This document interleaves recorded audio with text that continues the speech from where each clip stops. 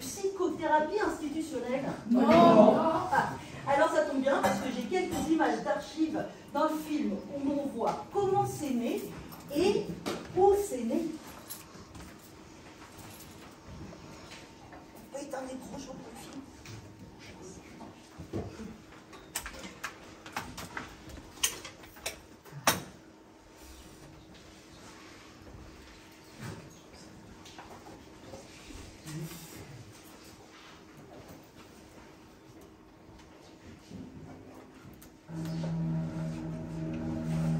Voilà, c'est né ici, à Saint-Alban.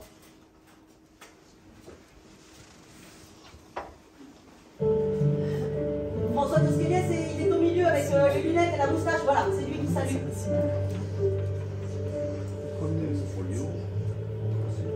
C'est drôle, ils sont tous en costume. Il n'y en a pas un bleu blanc.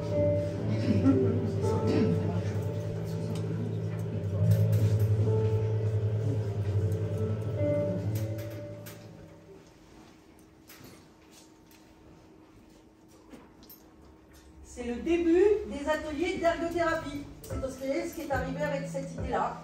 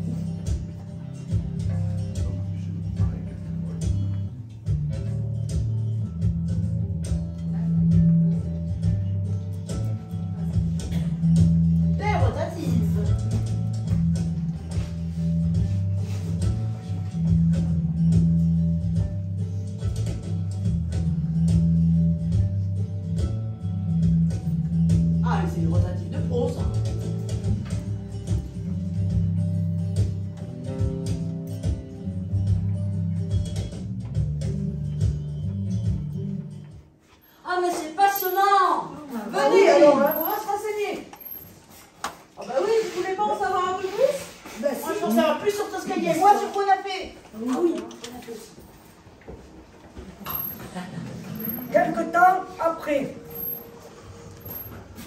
Portrait croisé.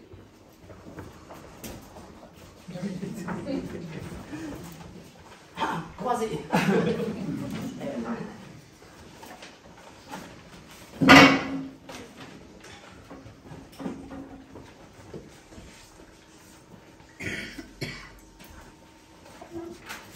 Oh, vous l'avez. J'ai un problème. Mais ça va se régler, rassurez-vous. Oula, bah, je ne sais pas combien de temps ça va prendre. Ah oui. Bon, moi sinon je l'ai là, le texte que vous avez trouvé. Ah, tu l'as.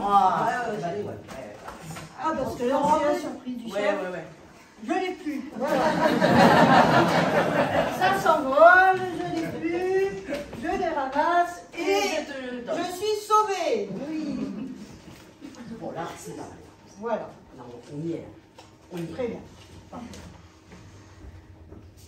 Moi, Lucien Bonafé, c'est en tant que résistant que j'ai été proscrit de Paris, qu'il a fallu que je détale, parce que la police française avait commencé à trouver ma trace, a dit le directeur de Sainte-Anne. Bon, ça va, j'ai compris. Faut détaler. On va encore continuer à brouiller les pistes. Et c'est comme ça que je suis partie à Saint-Alban. J'avais 29 ans et j'en avais déjà vu des vertes et des pas mûres. Lucien Bonafé est un militant communiste, grande gueule, mais proche aussi des milieux du surréalisme. Il arrive en 1943 dans un hôpital que dirigeait déjà son grand-père. Il a passé ses vacances en hôpital psychiatrique, en dessinant avec des vieux. Vous imaginez, c'est ça son enfant.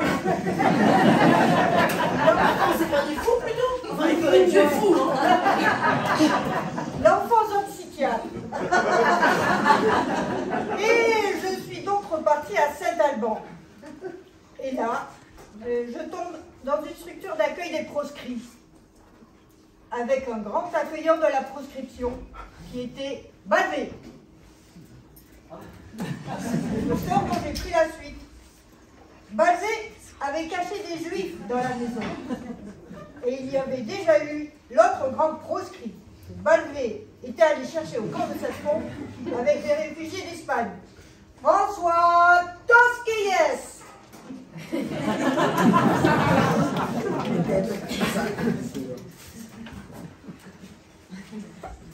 Je suis arrivé ici le 6 janvier 1940, venant du camp de concentration de Saffron. C'est où?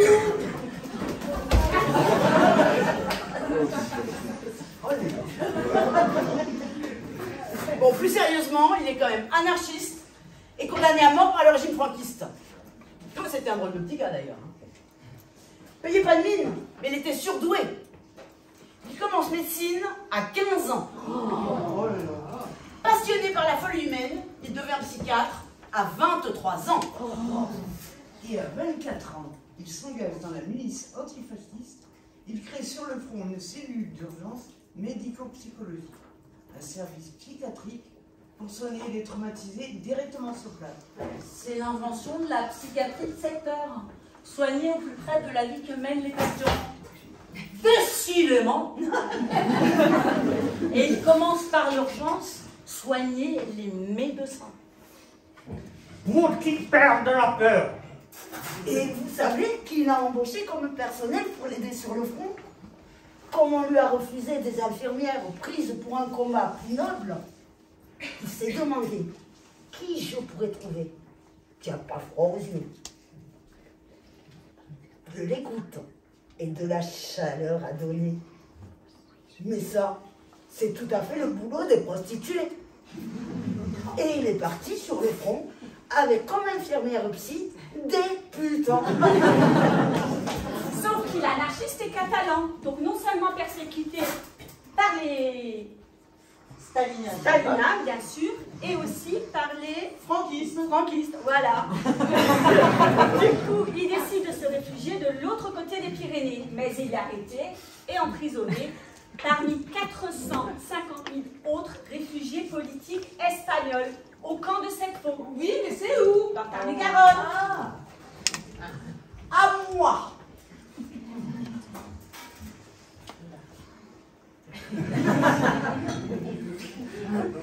Un jour,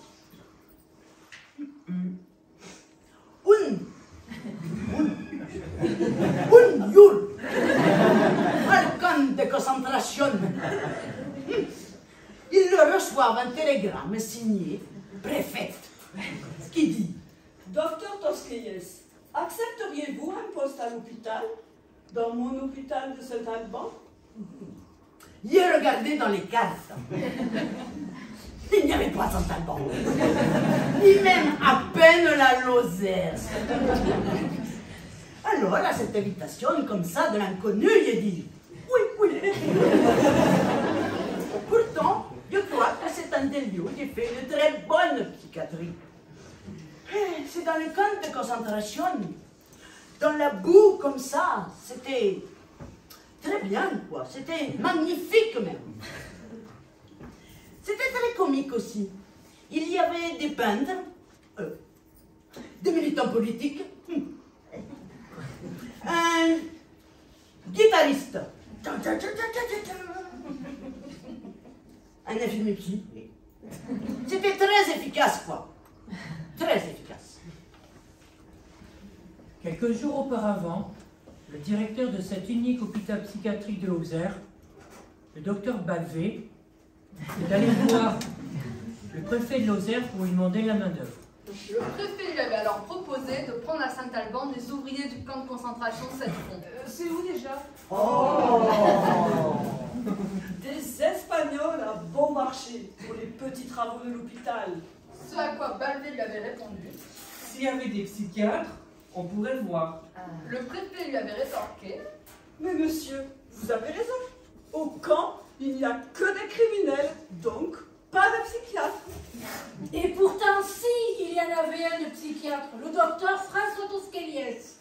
Mais son diplôme de psychiatre n'est pas reconnu en France, alors il est engagé comme simple m'a dit, le docteur Balvette. Mais qu'allez-vous faire?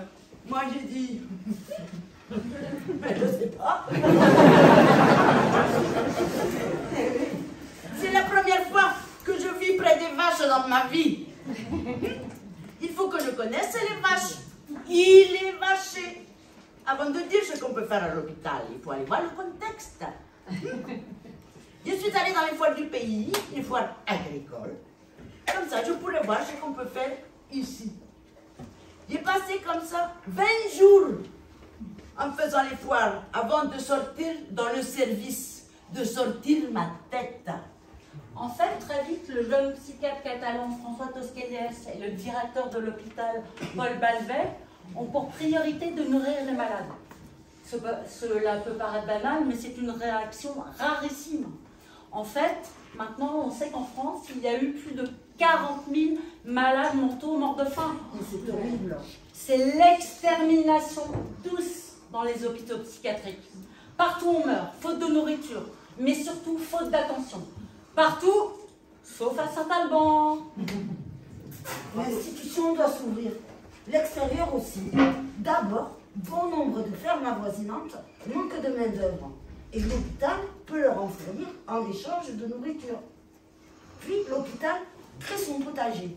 Une partie du personnel et 124 malades sont désignés pour activer la production agricole. Dans la ferme sont cultivés des choux, des raves, des poireaux, des oignons, de l'ail, des choux raves, des haricots, des pois verts et des carottes.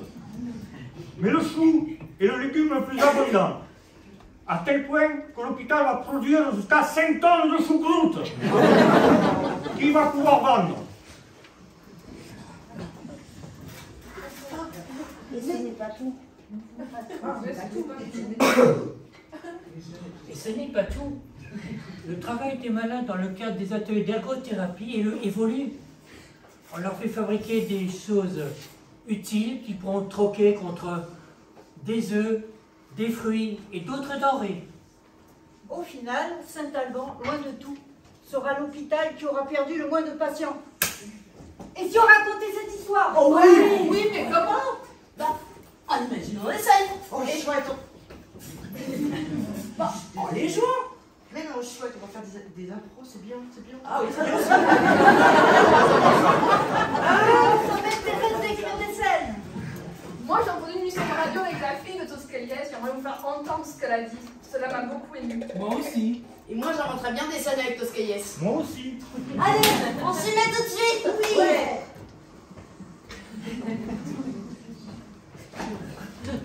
Quelque temps après. Irène et Claude Gasque, infirmiers en semaine.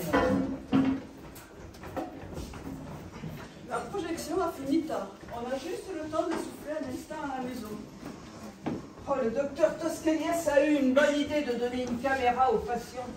Oui, du coup, ils ont les mêmes moyens que nous. Ils arrivent à tourner des images incroyables. Je suis impressionnée comme ils sont. C'est pas doué, hein? Ben non. Ils sont curieux, à l'aise, créatifs. Ils nous ont montré des choses, merci mon cher, qu'on n'avait jamais remarquées. Quand je pense à comment on les traitait avant, tu te souviens du gardiennage? Tout ce qu'on vous demande ici, c'est pas de crime, pas de grossesse, pas d'évasion. Aujourd'hui, j'ai l'impression de faire un boulot différent.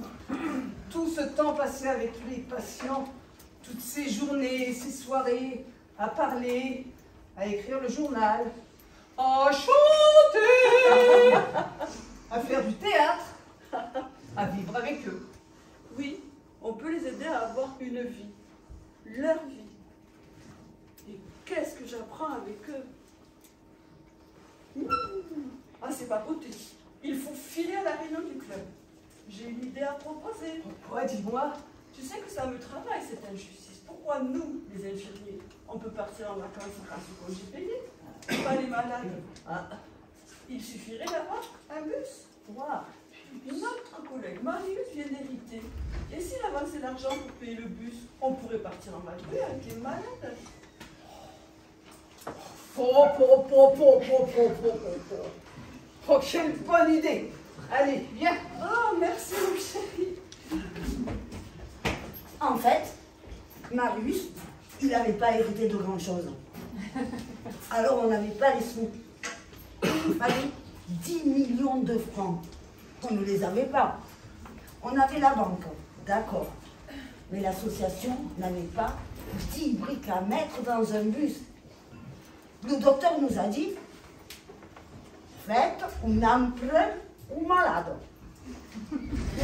Un emprunt aux malades? Si, mais faites un emprunt aux malades. Et ça a fait son chemin au cours des réunions. On a dit, on levait le bus.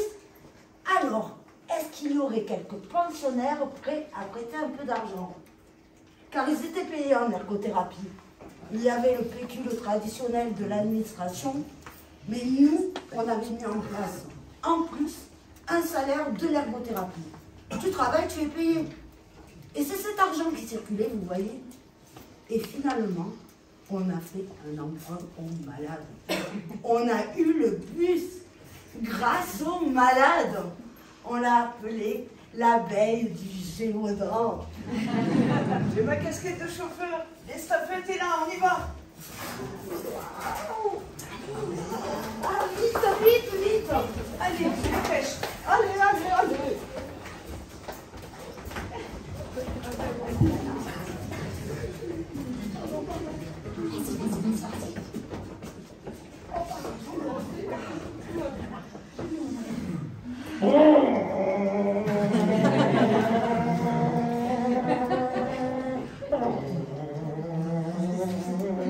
Oh mince, j'ai oublié mon parapluie!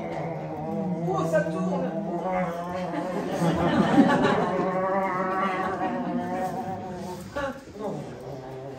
J'ai une tige. Oh, il est vraiment perché, le village. Comme nous.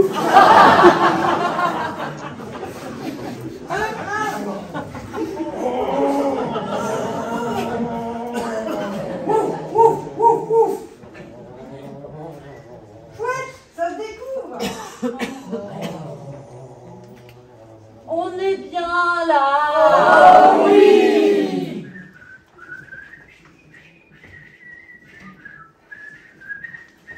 Oh, les vachers sont échappés. Oh la vache. Arrête de frapper, Gertrude.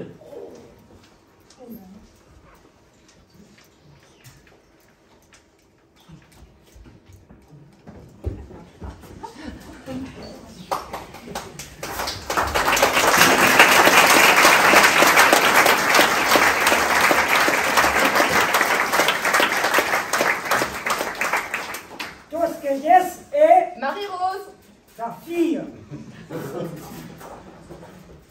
je suis arrivée à Saint-Alban en 1940. On avait traversé les Pyrénées à pied avec ma mère pour rejoindre mon père. Quand j'avais 4 ans, quand je suis arrivée, j'étais souffrante et mon père a dit que j'allais passer une radiographie. Je ne savais pas ce qu'était qu'une radiographie. Alors avec mon père, on est descendu jusqu'au service et puis j'ai croisé une femme squelettique assise sur les marches. Elle a étendu une main vers moi et je me suis réfugiée bien vite contre mon père pour fuir cette main. Quelques jours plus tard, s'est présentée dans notre petite maison comme une furie en camisole de force. Mon père a dit « Madame, si vous le permettez, ma fille et moi, nous allons détacher vos liens et si vous voulez, je pourrai travailler avec ma femme qui vous indiquera les activités à faire à la maison. » Donc avec mon père, on a déficelé la camisole.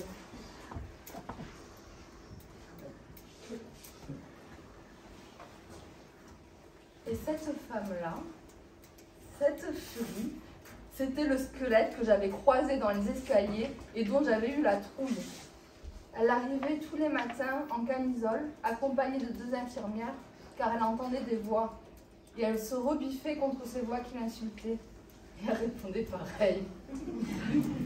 Puis, petit à petit, elle est arrivée sans camisole, puis sans infirmière. Je peux dire qu'elle a fait partie de nos vies pendant plus de 18 ans, jusqu'à son décès. C'était Christine. Et quand on lui demandait comment elle s'appelait, elle répondait « Christine la désolée ». C'est comme ça que j'ai compris qu'une personne pouvait être délirante. Elle n'en était pas moins humaine. Et je lui dois beaucoup.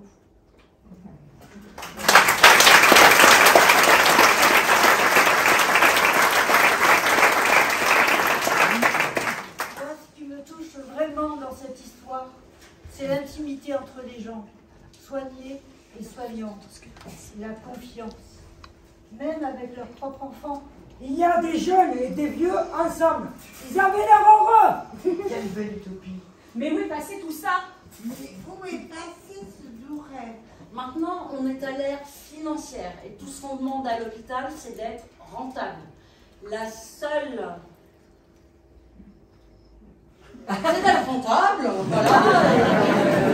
Le vivre ensemble, c'est pas la priorité. Alors qu'ici, on y voit une grande convivialité. C'est quasi comme en famille. On peut y voir de l'épanouissement. On y voit des sourires. Écoutez ce que je viens de trouver.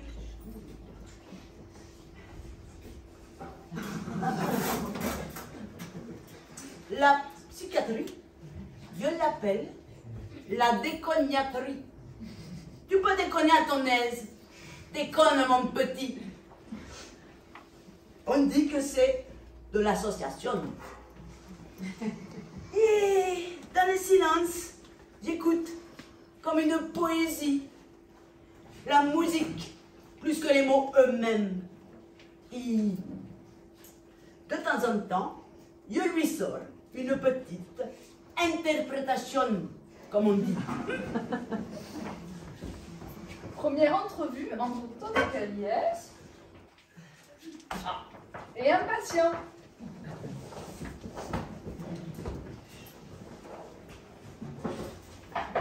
Entrez. Bonjour, je suis le docteur Tosquelles. Et vous, c'est François, c'est ça, Française en catalan, comme moi. Je vous en prie, asseyez-vous. Asseyez-vous sur la chaise.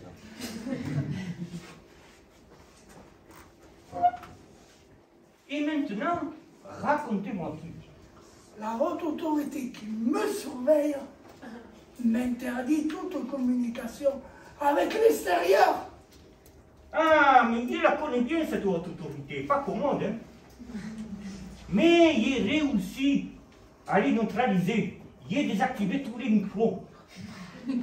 Tous les micros. Tenez là-bas, un micro, là-bas. Tchac, tchac, tchac, tchac. Deux micros. Et là-bas, un autre micro. Tchac, tchac, tchac, tchac. Deux micros. Faites-moi confiance, ils les tiennent à distance. Ils ont pris le contrôle du monde. Seuls les animaux seront épargnés. Mais vous avez raison, il faut se rapprocher des animaux.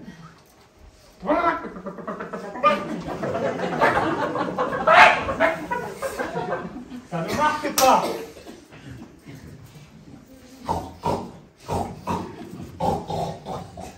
Ça ne marche pas non plus.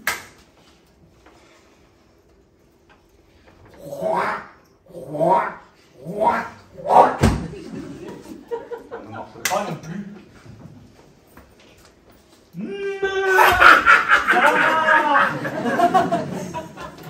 Heureusement, nous avons des vaches à Saint-Alban. Et les vaches de Saint-Alban savent garder les secrets. Ils ont des espions partout, ils nous surveillent. Ils sont invincibles. Mais il connaît leur point faible. La haute autorité est allergique aux choux. Savez-vous planter les choux? Oui. Savez-vous planter les choux? À la mode, à la mode. Savez-vous à la mode de chez nous. Hombre, vous avez le droit de maestro, je vous engage dans ma petite chorale.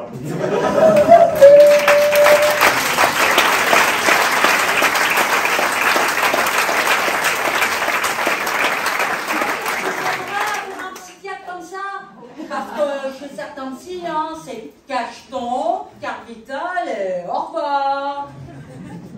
Alors il faut changer de psy. Cela demande un peu de courage, mais c'est tellement important de ressentir de l'empathie dans l'écoute et puis une vraie relation de confiance.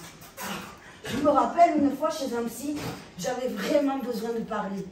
L'entrevue n'a pas duré 5 minutes. Il m'a même pris par le bras pour que je sorte. Les psys, il y en a qui te foutent dehors, d'autres qui t'enferment, et la plupart te cachetonnent. Exactement. Moi, ce qui me semble important dans le soin, c'est le rapport de parole, d'échange, et puis d'avoir une éducation sur sa maladie. La clinique, parfois, n'apporte rien. La Maison Bleue, si.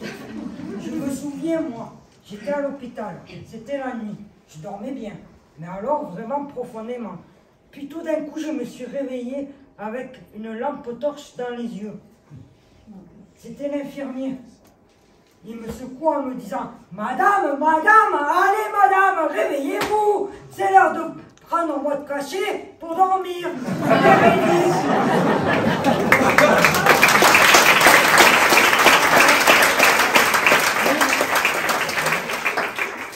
Je me souviens, moi, à l'hôpital, j'avais une discussion avec un infirmier psy, ça remonte un petit temps déjà. Il me disait, mais on va dans le mur. Il y a bien eu des ouvertures, avec Saint-Alban, et aussi la borne. Mais très vite, ça s'est refermé. Il n'y a plus d'autre choix que la camisole chimique ou l'enfermement. Il n'y a plus de rapport thérapeutique. Mais c'est quoi au juste le rapport thérapeutique? Je dirais c'est une relation qui permet au patient de gagner en autonomie et de s'épanouir.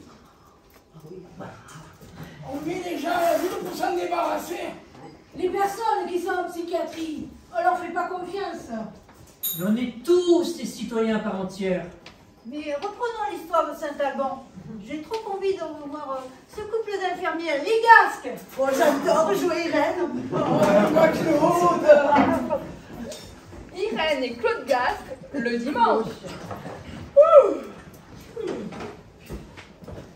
Je rentre de l'hôpital et j'ai l'impression d'avoir oublié ma pipe hier soir à la veillée, mais impossible de la trouver.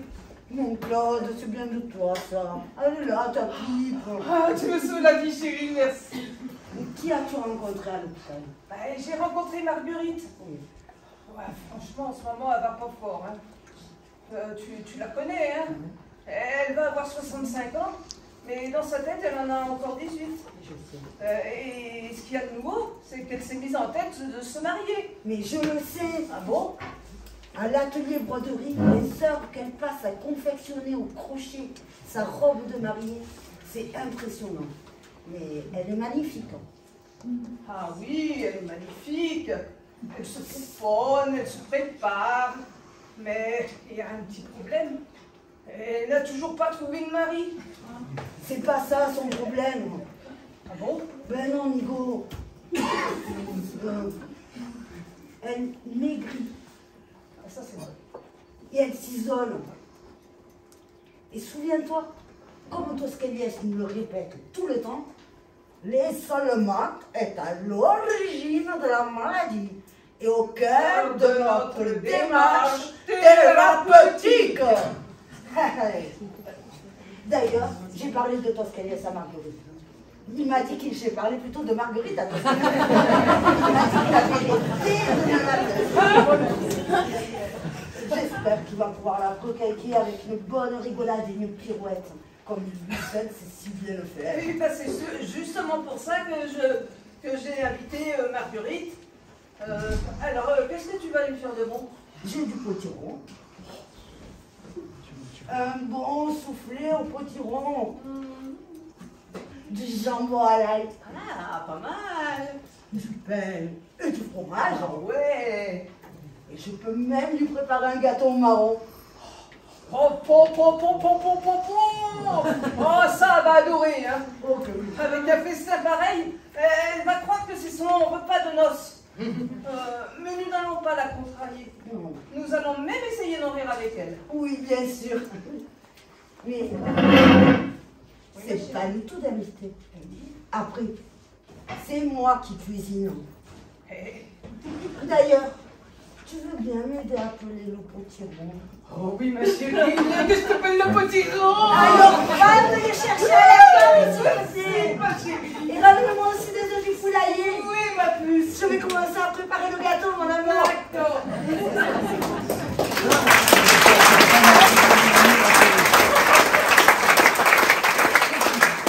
La lettre de Marguerite.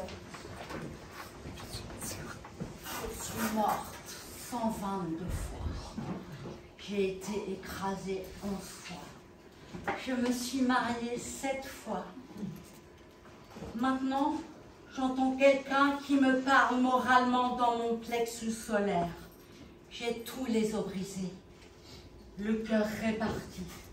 Je crois que je n'ai même plus de plexus solaire. On l'a transposé. On a été obligé de me couper un morceau de mon bras et on me l'a remis. Je demande du chocolat au lait pour mon petit déjeuner. On me donne une soupe à l'eau le matin, une à midi, une le soir. Croyez-vous qu'il soit possible d'avoir une bonne santé? Les yeux s'exorbitent, le nez pleure. Et comme on ne me donne ni omelette, ni lapin, ni poulet, jugez de la santé que je peux avoir. C'était la lettre de Marguerite. Quelle artiste! Et sa magnifique robe de mariée.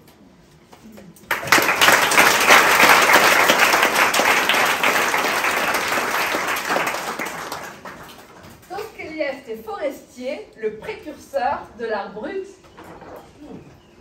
Intéressante la réunion ce matin, hein? Un peu longue peut-être, c'est sûr. On parle d'un truc, d'un autre, et on réagit, c'est normal. Mais très intéressante, hein? Alors, tu le connais? Non, je ne le connais pas. Il ramasse des miettes de n'importe quoi. Il a son petit coin là, à côté de la cuisine. Il ramasse ses histoires, il sculpte. Il articule ses fragments. Oui, je vois ce que tu veux dire. Il se réhabille avec le monde. Bon, François, j'ai faim, moi. Je veux réfectoire. D'accord, je te rejoins, hein? Alors, tu as fini une nouvelle œuvre, Patrick. Mais qu'est-ce que c'est? C'est un bateau. Ah oui, je ne voyais pas pour ça, mais oui. Effectivement, c'est le bateau. Et grâce à ma peinture, je voyage dans ma tête. Et tu voyages où? Je voyage des centaines, des milliers de fois. Wow. Et ton bateau, est-ce qu'il peut accueillir des personnes, des gens comme moi? Non, c'est complet. En fait, mon bateau, tous les passagers qui l'accueillent, c'est moi. C'est mes différentes personnalités. Il y en a beaucoup. En fait, tous ces passagers dans ton bateau, c'est des fragments de toi. Et tu peux les réunir dans ce bateau. Ben oui, il n'y a que comme ça que j'y arrive. Il me faut un grand bateau. Tout ce qui que je prends toute la place. Oh, oui, mais que cher, elle est magnifique ton bateau. Très beau, vraiment. Oh, ton bateau. Oh, oh, oh. Oh. Tu es le plus grand des bateaux. Oh. Et tu nous guides sur les flots. Oh, oh. Wow. Formidable, hein? Et mon bateau, oui. S'il ne flotte pas, je coule. Et si ça souffle trop fort dans ma tête, je suis contente de pouvoir me poser dans un port. Et ce port, c'est Saint-Alban. Ah, ça c'est beau, oui.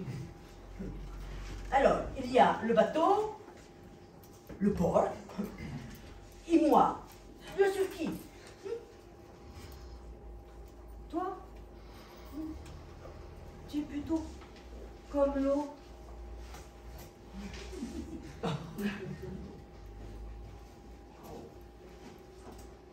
Grâce à toi, j'arrive à flotter. Ah, c'est beau, ouais. Flotte, un peu grâce à moi aussi. Ça me fait plaisir, vraiment. Alors, maintenant, toi, ton bateau, tes personnalités multiples, et moi, on va aller manger au réfectoire. Ah, non.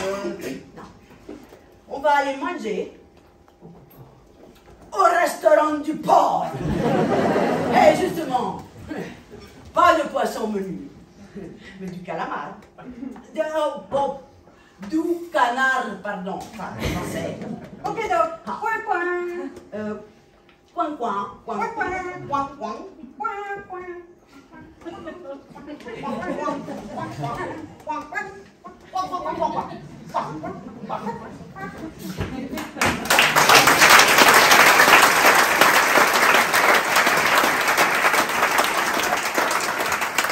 Liberté! Sur mes cahiers d'écolier, sur mon pupitre et les arbres, sur le sable, sur la neige, j'écris ton nom. Sur toutes les pages lues, sur toutes les pages blanches, pierre, sang, papier, cendre, j'écris ton nom. Sur les images dorées, sur les armes des guerriers, sur la couronne des rois, j'écris ton nom. Sur la jungle et le désert, sur les nids, sur les genêts, sur l'écho de mon enfance, j'écris ton nom. Sur les merveilles des nuits, sur le pain blanc des journées, sur les saisons fiancées, j'écris ton nom. Sur les ailes, sur l'horizon, sur le chemin des oiseaux et sur le moulin des ombres, j'écris ton nom. Sur chaque bouffée d'aurore, sur la mer, sur les bateaux, sur la montagne des menthes, j'écris ton nom. Sur la mousse des nuages, sur les sueurs de l'orage, sur la pluie épaisse et fade, j'écris ton nom. Sur les formes scintillantes, sur les cloches des couleurs, sur la vérité physique, j'écris ton nom. Sur les sentiers éveillés, sur les routes déployées, sur les places qui débordent, j'écris ton nom. Sur le fruit coupé en deux du miroir et de ma chambre, sur mon lit, coquille vide, j'écris ton nom. Sur mon chien gourmand et tendre, sur ses oreilles dressées, sur sa patte maladroite, j'écris ton nom. Sur toute chair accordée, sur le front de mes amis, sur chaque main qui se tend, j'écris ton nom. Sur la vitre des surprises, sur les lèvres attentives, bien au-dessus du silence, j'écris ton nom. Sur mes refuges détruits, sur mes phares écroulés, sur les murs de mon ennui, j'écris ton nom. Sur la santé revenue, sur le risque disparu, sur l'espoir sans souvenir, j'écris ton nom. Et par le pouvoir d'un mot, je recommence ma vie. Je suis né pour te connaître, pour te nommer liberté. Liberté.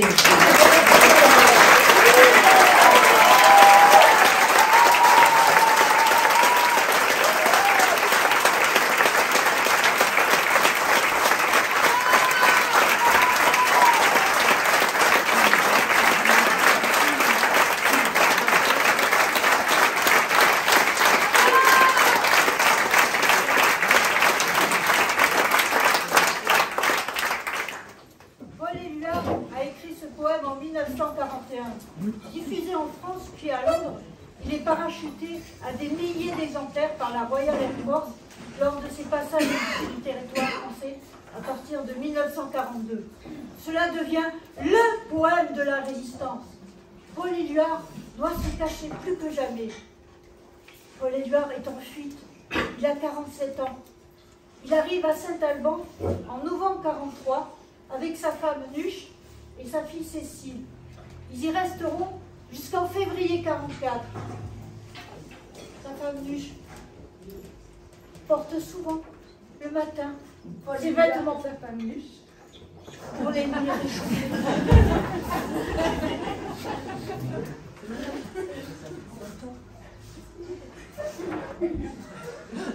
Éluard descendait souvent au service et à la salle commune.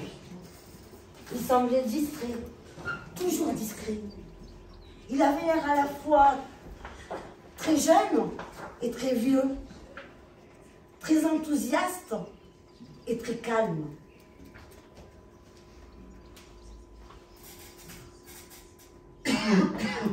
Vivre dans la proximité des fous, embrasser l'existence quotidienne, ce sont des vies qui enrichissent la poésie et notre vie.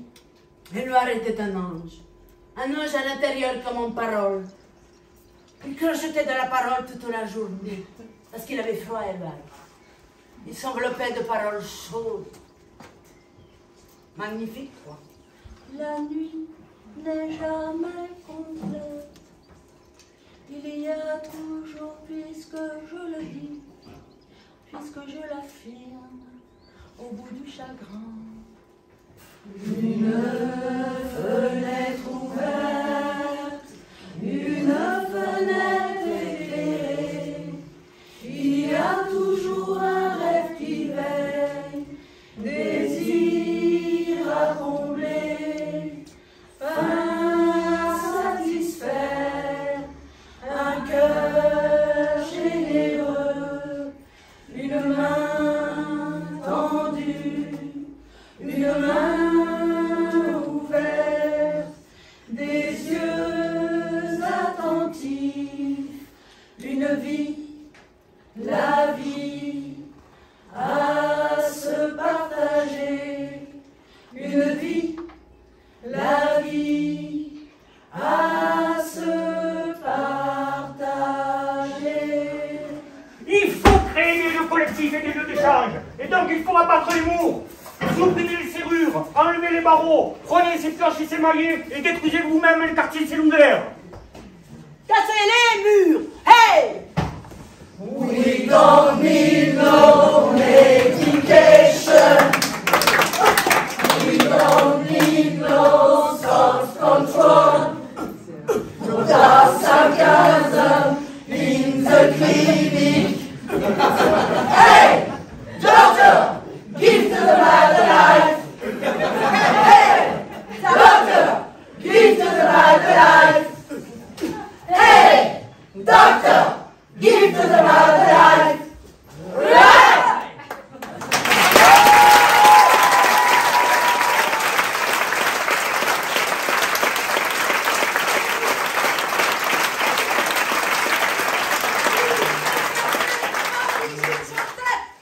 Égalité des cigarettes pour les femmes! Ah, bah, les médicaments! Ah, bah les adjudants! Ah bah, la folie normative de l'hôpital! La sortie! Un métier! Un mari! Des enfants! Et La retraite! Des fauteuils pour les mémés! Des loisirs pour les jeunes! Soyez réalistes, demandez l'impossible! Ouvrez les portes. Un terrain de pétanque. Un lave-vaisselle! Un lave-vaisselle!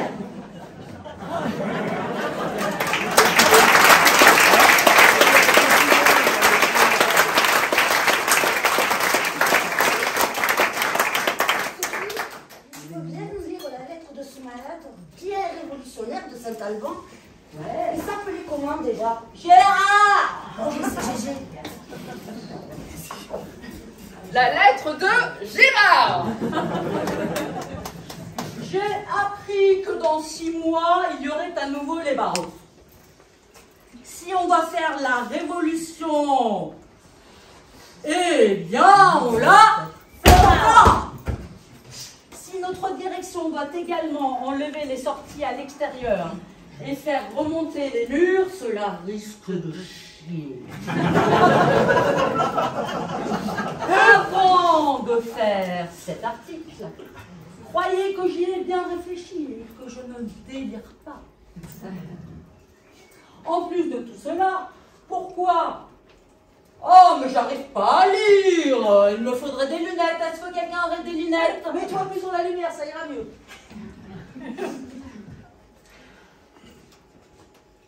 Pourquoi retourner aux Pointeuses alors que l'hôpital de Saint-Alban avait 20 ans d'avance sur les autres hôpitaux de France? Pour quelle raison voulez-vous revenir en arrière? Je vous ferai remarquer que si nous, les malades mentaux, n'avons pas le droit de faire grève, nous aurons le droit de le soutenir pour une histoire pareille. Et je tiens à vous le répéter, nous sommes tous concernés. Si je dois ajouter autre chose, je dirais que nous devons convaincre pour défendre le respect humain. Voilà, ça c'est signé Jara.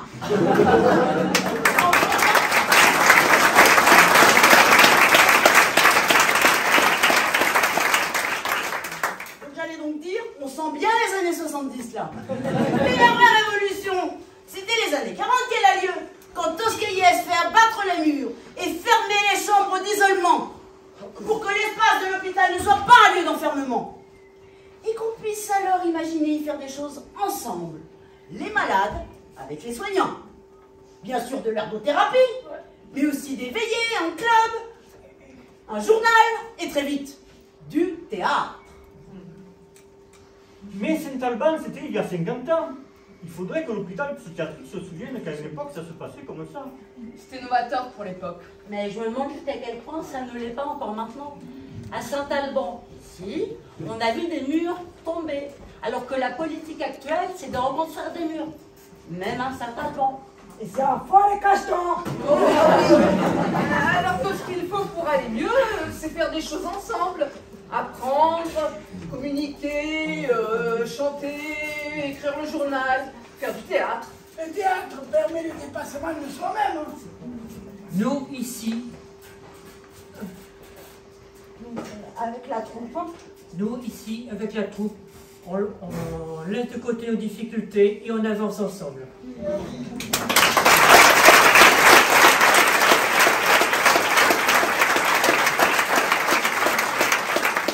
Grâce à la solidarité et à l'entraide, on se lève, on est ce qu'on est, on a des droits, et on a le droit d'être traité humainement avec respect. Le principal, c'est de reprendre confiance. Et puis, le théâtre, c'est fou le bien-être. Ça permet de vider les soupapes. Oh, j'ai trop hâte de commencer une nouvelle pièce. Qu'est-ce qu'on va faire? Sinon c'est comme à Saint-Alban, du cabaret. Oh, ou même du cirque. Oh, la piste aux étoiles, moi ça m'a toujours fait rêver. Présenter un numéro. Un numéro tout seul? Je sais pas si je saurais faire. On est un groupe. C'est ça notre force. Moi, je suis sûr qu'on est quatre. Moi, j'ai toujours rêvé d'être Madame Loyal. Mais c'est qui cela? C'est Monsieur Loyal au féminin. Monsieur Loyal, c'est le patron du cirque et c'est lui qui présente les numéros. Mais on n'a pas de chapiteau, on n'a pas de piste. On a notre cerveau, on imagine. Moi, j'ai un fouet. Je peux être dompteur. Mais on n'a pas d'animaux sauvages. Mais si, y a moi. Souvenez-vous de mon rôle dans l'épisode de l'humidité? Allez Max, viens, on va répéter. Je me sens capable de faire le régisseur. Appelez-moi Régis, le régisseur. Et moi, je me sens capable de m'occuper de la musique. Appelez-moi DJ Anto. Ouais, carrément. Allez, DJ Anto, prépare-moi une bonne musique. Je vais aller chercher mes accessoires de jonglage et je vais vous faire un numéro qui va vous exploiter. Attention, tu peux me mettre la musique de motivation pour le coup de fou. Je peux jouer avec toi? Ok, viens m'attaquer. Attends.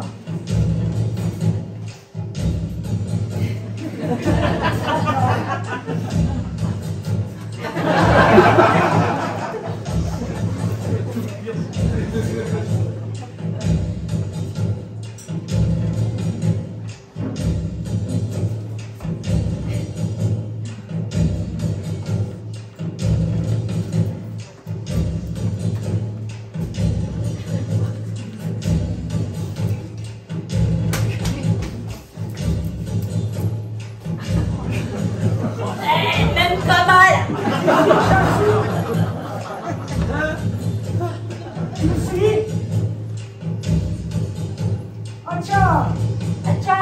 Acha! Acha! Acha! Acha! Achi! Achi! Achi! Achi!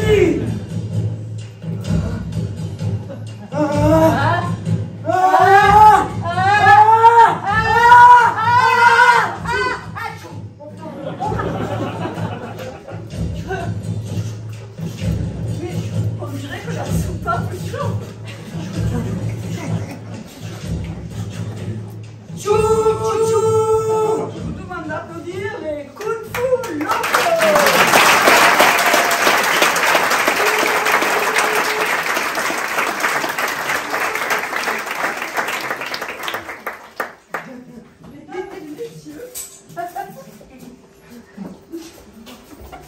Foulanka, à ta place. Mesdames et messieurs, notre spectacle a commencé à la vitesse d'un TGV. Mais c'est Spartaco, non? Mais nous allons enchaîner avec Spartaco et son prodigieux lion. Admirez ce fouet et apprenez son nom. Dans le monde du cirque, ce fouet de petite taille se nomme Perpignan. Ah bon? Eh oui, du nom de notre belle ville où il est fabriqué depuis des temps très reculés. À présent, ce spectaculaire dompteur va enchaîner des prouesses avec son fauve agneauté féroce. Admirez cette crinière. Regardez ses griffes. Écoutez ce rugissement qui glace les os.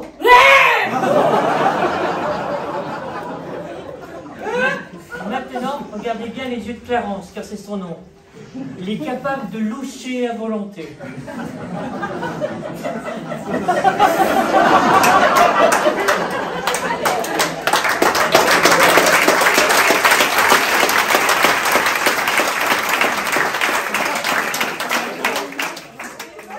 Vous allez découvrir ce que Spartaco a pu apprendre à Clarence. Retenez bien votre souffle, car c'est exceptionnel ce que ce lion est capable de faire. Il parle. Mesdames et messieurs, j'ai commencé ma carrière au lion dans une pièce de Shakespeare, Le songe d'une nuit d'été. J'étais la vedette du spectacle.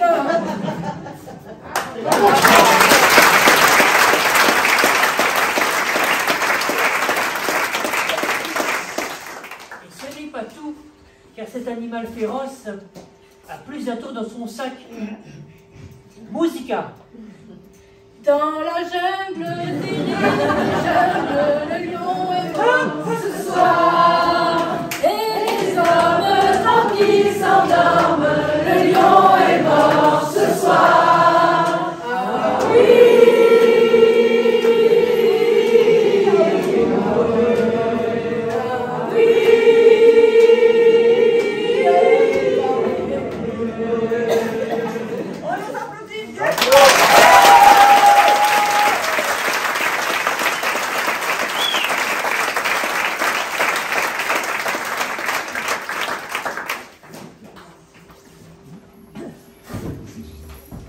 C'est pas grave, je me lance sans musique. J'ai trop envie, ouais. Ça va arriver. Allez, allez, c'est parti, c'est moi.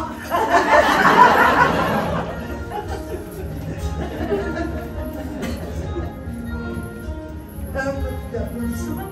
Ouais.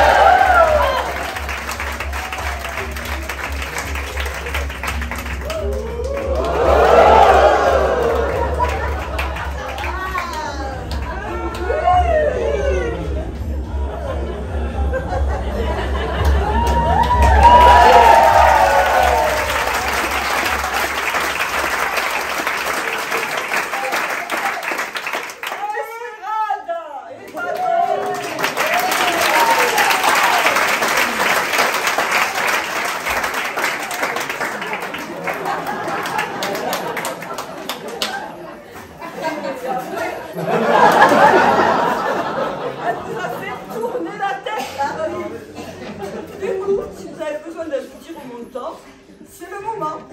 Entracte. C'est à moi. Elles sont bonnes mes cacahuètes, pralines, chocolat glacé, bonbons. Excusez-moi, est-ce que vous auriez quelque chose d'un peu plus fort? Quoi par exemple? Un œuf de poule. Mais nous n'avons pas ça en réserve, monsieur. Par contre, c'est quelque chose d'exceptionnel. Savez-vous que maintenant la mode, c'est les insectes? Insectes baveux, insectes rampants, insectes volants, cramés. Oh non, mais bien cuits, frits à volonté. Ça croustille sous la dent. C'est bon, c'est trop bon. Ah, je vous recommande d'essayer, hein.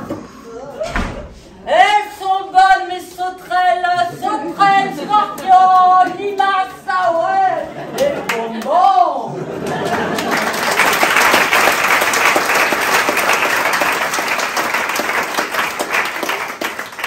Flo, tu aurais préparé un panneau pour notre nouveau spectacle? Voyons-moi. Oh, génial. Le cabaret de la Maison Bleue.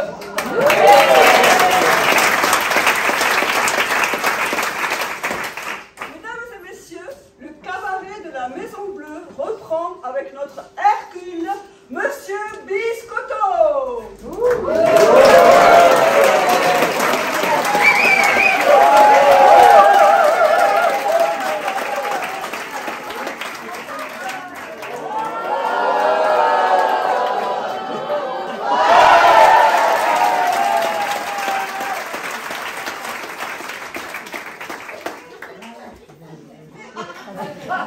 Prend-il à la main? C'est une tige de fête. Voilà, je vérifie.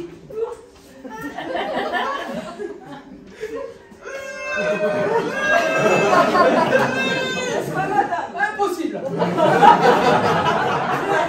Monsieur Biscotto n'est pas le commun des mortels. Regardez ce qu'il a fait. Il dort se faire comme si...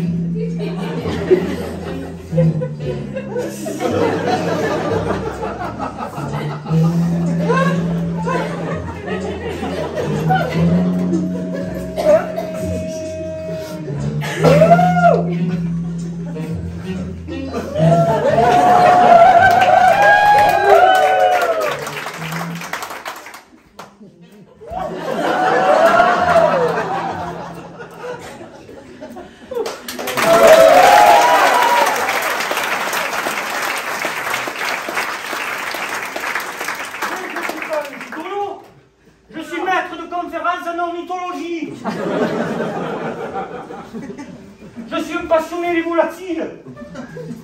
D'ailleurs, je vous en faire quelques-uns.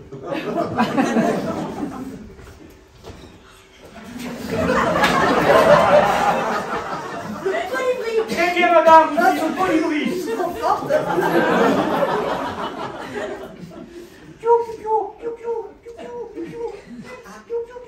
Le moineau. Très bien, le moineau. Oh, il fortiche. Oui. Bien entendu, le pivert. Très bien.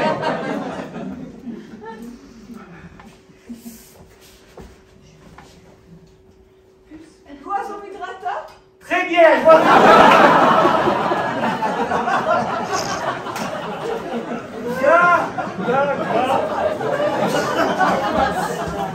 Il y a aussi le ménate. Il y a aussi le ménate. Il y a aussi le ménate. Tais-toi, Coco.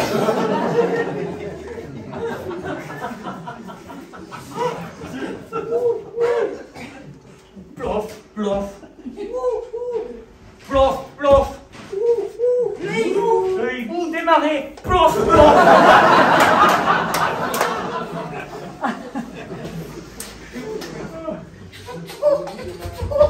La perdrix. La perdrix rouge, c'est pas compliqué.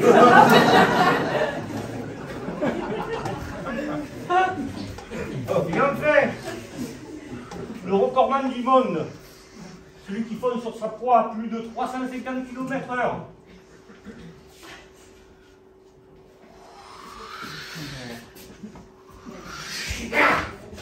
Mais ne vous inquiétez pas, il ne mange que des rongeurs. Il s'agit du faucon pèlerin.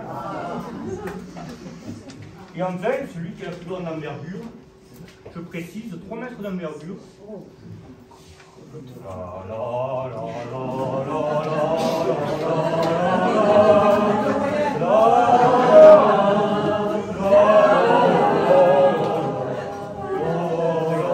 El Condor passe.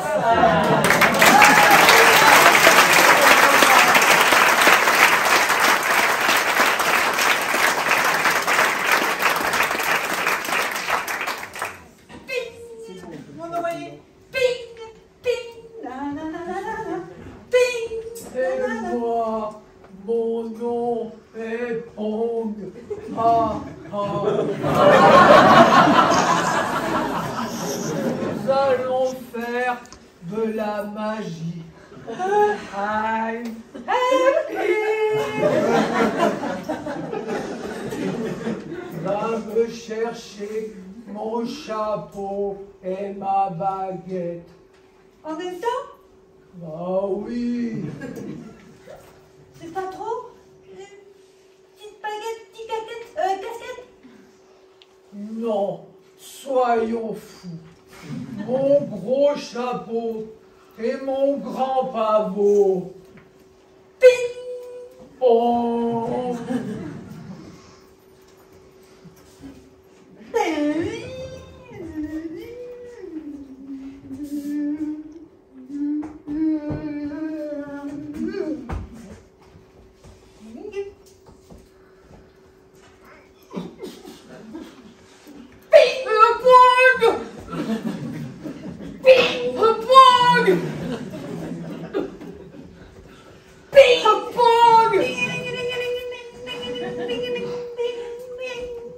Bon, passons aux choses sérieuses. Mon chapeau. Ping-pong. Ping.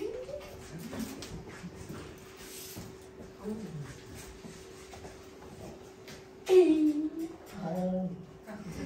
Maintenant, mesdames et messieurs, vous allez assister à des numéros incroyables.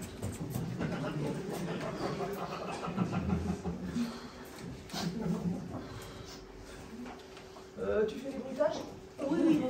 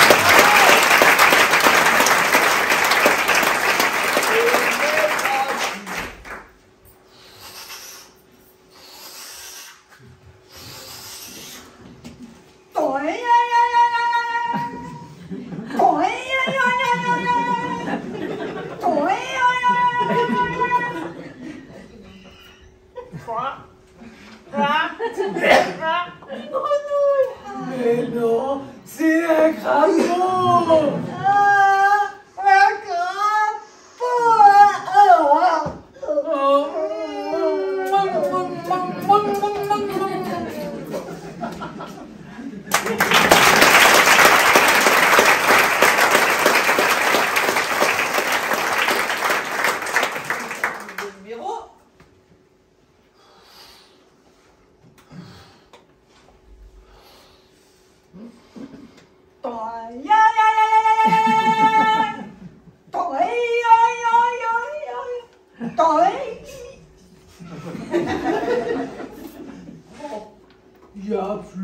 rien dans le chapeau.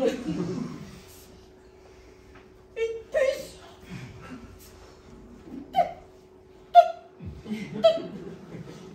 Elle a pris la tangente. Mesdames et messieurs, maintenant, le clou du spectacle. Un numéro que nous ne ratons jamais. Nous allons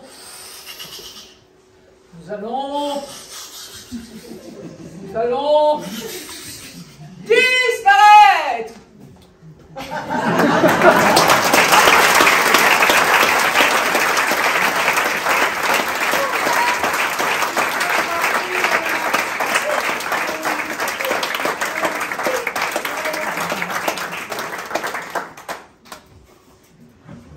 Moi, j'ai trouvé un costume digne du cadre noir de Saumur.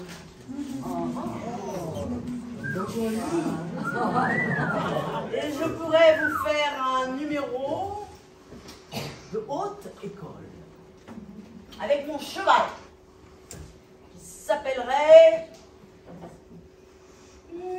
qui s'appelle Bijou. Ah, d'ailleurs le voilà. Voilà Bijou, sous vos applaudissements, messieurs.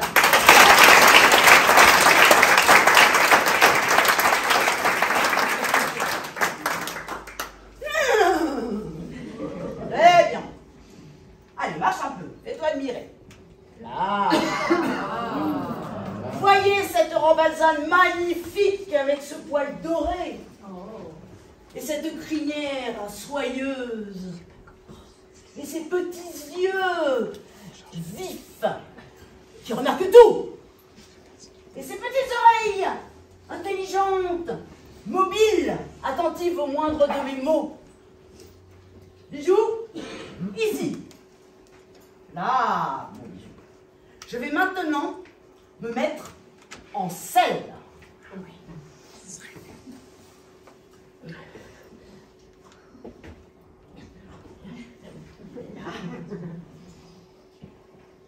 Oh!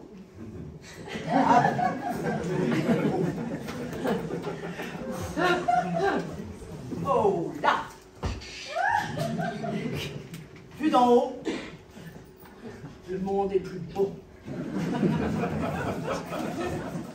Et donc, comme promis, je vais réaliser tout d'abord le piafé. Il s'agit pour le cheval de frotter sur place en élevant le plus haut possible tous ses membres. Vous allez voir tout de suite ce que ça donne. Bijou. Ah, marche un peu, tu n'y arriveras pas comme ça. Bijou, marche. Bijou, piafé. Vous voyez ce que ça donne? Ouais. Bravo.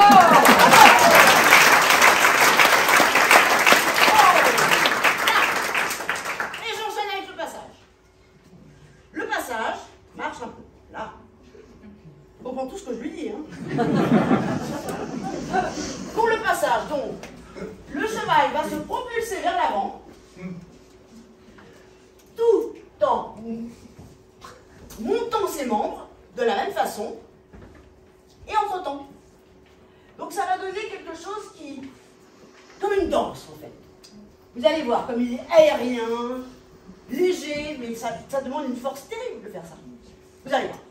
Bijou, marche, là. Bijou, passage.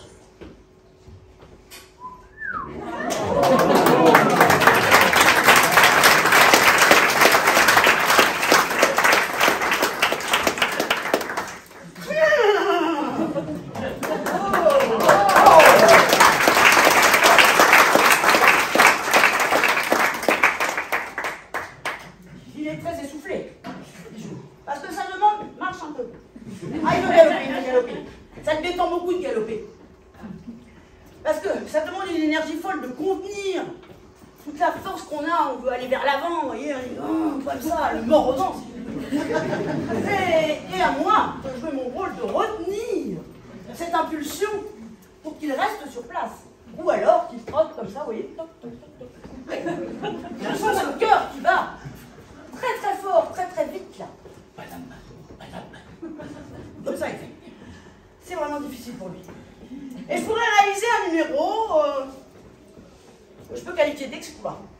Vous voyez, d'une main, je peux galoper d'une main. Je peux faire une pirouette au galop.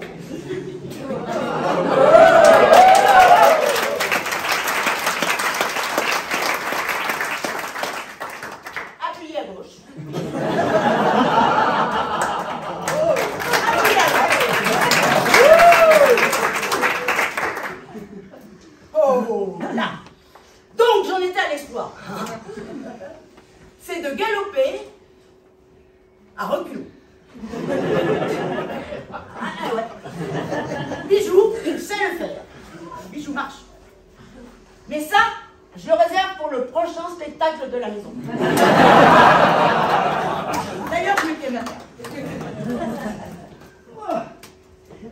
Bijou à l'écurie sous vos applaudissements.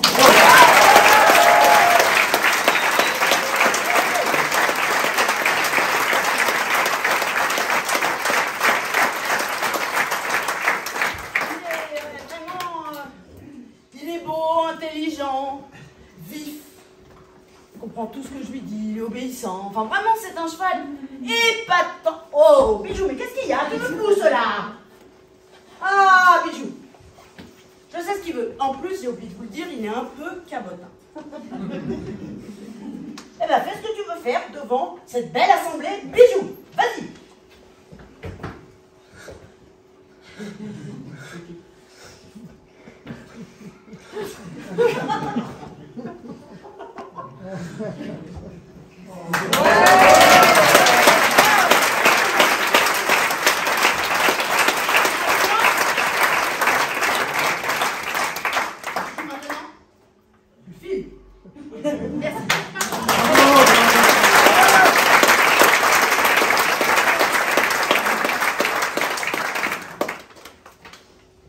C'est bientôt le soir. Et